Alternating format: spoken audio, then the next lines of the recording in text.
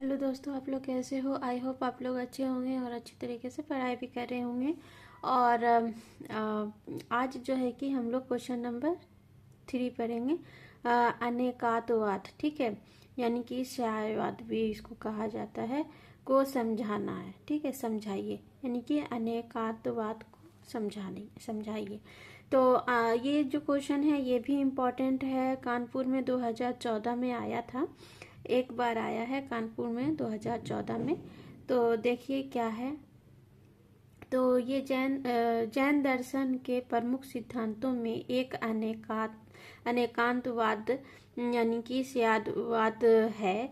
जैन दर्शन के अनुसार प्रत्येक वस्तु में अनगिनत गुण होते हैं। ठीक है, जैन दर्शन का कहना है कि हर चीज में जो है कि बहुत सारे गुण होते हैं। ठीक है, सामान्य व्यक्ति इन सभी गुणों को नहीं जान सकता, केवल मुक्त जीव ही किसी वस्तु के सभी गुणों को जान सकता है। सामान्य व्यक्ति का ज्ञान आंशिक व अपूर्ण होता है। मतलब सामान्य व्यक्ति जो होता है, जो नॉर्मल, जो खास नहीं होता है, उसका ज्ञान आंशिक यानी कि कम और अपूर्ण होता है, यानी कि बहुत, मतलब कि वो सारे ज्ञान प्राप्त नहीं करता, उसका ज्ञान में कोई ना कोई कमी रह जाती है। लेकिन जो व्यक्ति हर चीज में ज्ञान से पूर्ण होता है, सब कुछ उसको पता होता है, वो महान व्यक्ति होता है। ठीक है, अतः उसके निर्णय आंशिक रूप से ही सत्य होते हैं। जैन दर्शन के आधार पर कोई भी निर्णय किसी विशेष दृष्टि से ही सत्य हो सकता है, सभी दृष्टिकोणों से नहीं। इसलिए जैन दार्शनिक प्रत्येक निर्णय के पूर्ण स्यात् जोड़ने की बात कहते हैं। स्यातवाद अनेकांतवाद में 7 मंत्र या वाक्य हैं, इसलिए इन्हें सप्त मंत्रीय भी कहा जाता है। मतलब इसमें जैन दर्शन में जो है कि 7 मंत्र है या वाक्य, इसको कहा जाता है, मंत्र या वाक्य कहेंगे, इसीलिए इसको सप्त मंत्रीय भी कहा जाता है।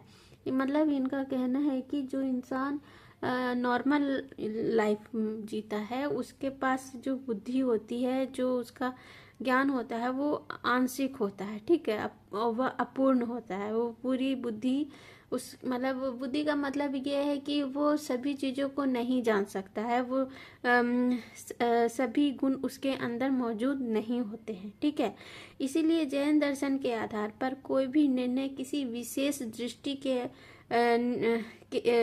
किसी विशेष दृष्टि से ही सत्य हो सकता है। मतलब जब वो अगर कोई निर्णय लेना हो, तो कोई विशेष बात हो, कोई विशेष चीज हो, जिससे में कि जो है कि हम कोई भी निर्णय ले सकते हैं, सभी दृष्टिकोणों से नहीं। ठीक है, सभी दृष्टिकोण से देख करके कि कोई भी एक चीज को हम स्पष्ट रूप से नहीं कह सकते हैं। इसलिए जैन दर्शन प्रत्येक निर्णय के पूर्ण स्यात् जोड़ने की बात करती है। इसलिए जब कोई भी यानी कि जैन दर्शन में ये कहा गया है कि कोई भी निर्णय लेने से पहले स्यातवाद को जोड़ लो। और ये स्यातवाद क्या है? ये स्यातवाद ये 7 मंत्र या वाक्य हैं, जिसको कि इसमें जैन दर्शन में शामिल किया गया है।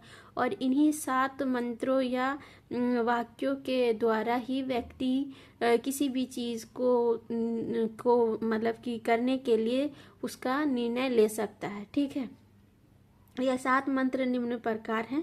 पहला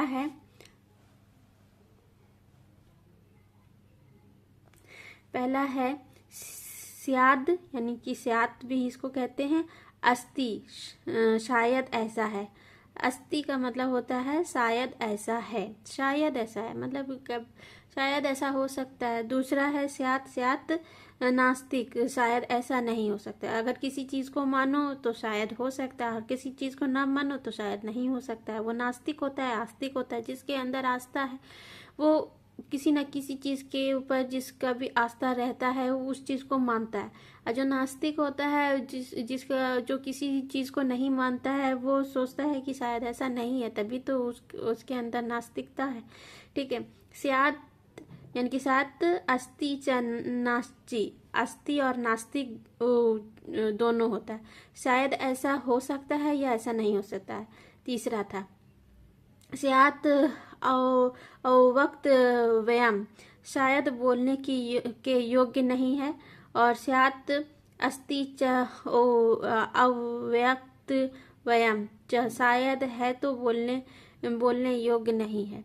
ठीक है, मतलब यही सब चीज़ दिया हुआ है। बोलने योग्य है, नहीं है, शायद है, नहीं है, आस्था है, नहीं है, बस यही है। 6 है नास्ति व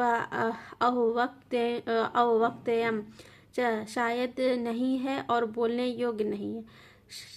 स्यात् अस्ति च नास्ति अव्यक्तयम, शायद है या नहीं है और बोलने योग्य नहीं है। ये 7 चीज देखता है जैन दर्शन कोई भी निर्णय लेने से पहले।